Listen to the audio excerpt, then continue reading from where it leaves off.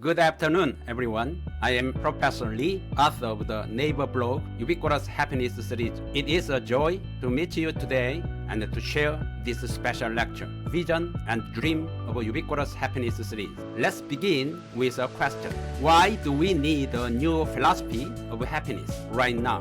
We live in an age of 100-year lifespans.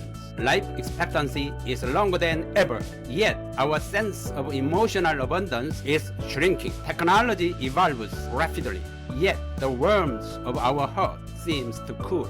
We are surrounded by countless ways to communicate, yet genuine conversations grow scarce. People often come to me and say, Professor, I have enough money, but something inside feels empty. My family lives together, but somehow we have stopped talking. In those words, I discovered today's essential truth. Happiness is the philosophy of connection. When the self reconnects with others, when humanity harmonizes with technology, when economy reawakens to emotion, that is where true happiness begins.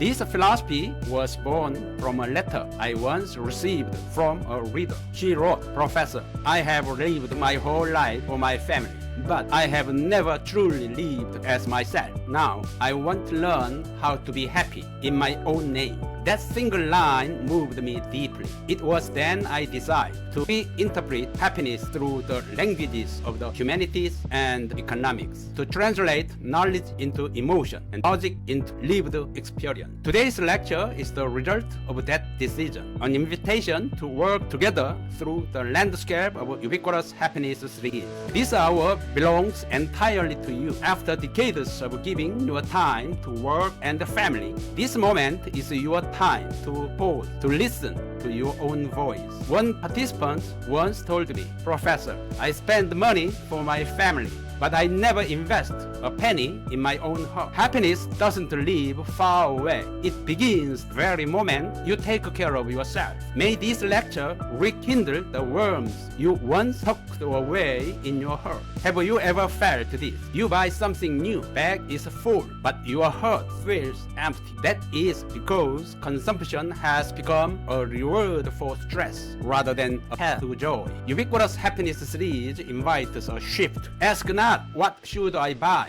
but why am I buying? Spending money is not merely a transaction. It is a declaration of your values. In this new economics of happiness, value is measured not in price, but in emotional warmth. A woman in Seoul once shared with me, instead of buying luxury handbags, I take a simple family trip once a month. That has become true luxury of my life. Real wealth is not in the balance of your bank account. It is in the quality of your memories. Money disappears, but experience remains. Shared memories create connection, and connection builds community. Every purchase has power to reshape society. When we support our local producers, share with others, choose mindful consumption, we increase the total happiness index of our world. A working mother once told me, after caring for everyone else all day, I realized I didn't even have 10 minutes for myself. Then one morning, as I brewed coffee and looked at the sky, tears came to my eyes. That was my moment of peace. Happiness is not a grand event.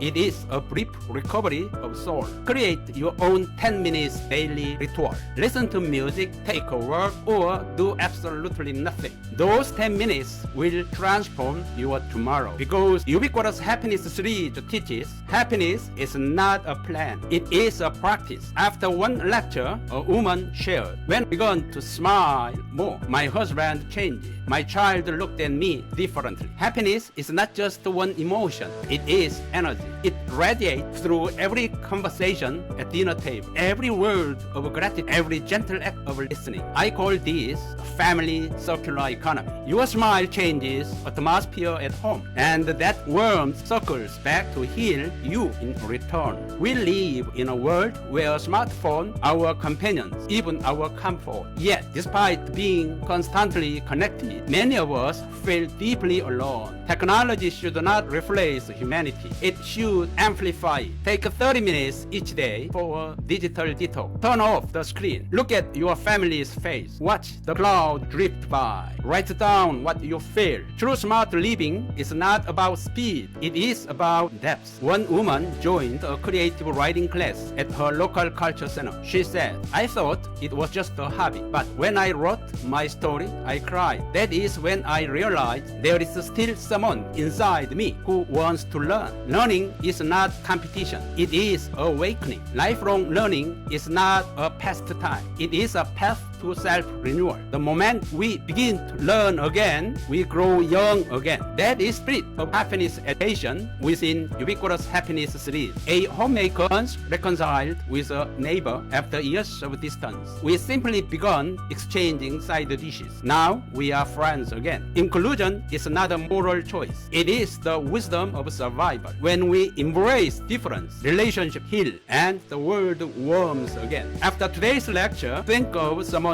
you have drift from. Send a message, make a call, offer a word of kindness. That single gesture might just change the world. A woman in Goyang City donated a small amount each month to support young local entrepreneurs. She said, it is not much, but it feels like I am making the world a little warmer. She is a true practitioner of empathy capitalism. In the new economy, trust, emotion, and connection are the real currencies. Giving is a form of self-reflection. Empathy is wealth that never depreciates. This is ethical foundation of happiness economy. After one session, a participant told me, Professor, nothing special happened, yet I feel good. My life feels warmer somehow. That one sentence captures essence of Ubiquitous Happiness series. Happiness does not belong to tomorrow. It exists right here, right now, in gratitude, in relationship, in awareness. Everything in life is connected, and at the center of that connection is you, my dear friend. Happiness is not something given by others. It is a promise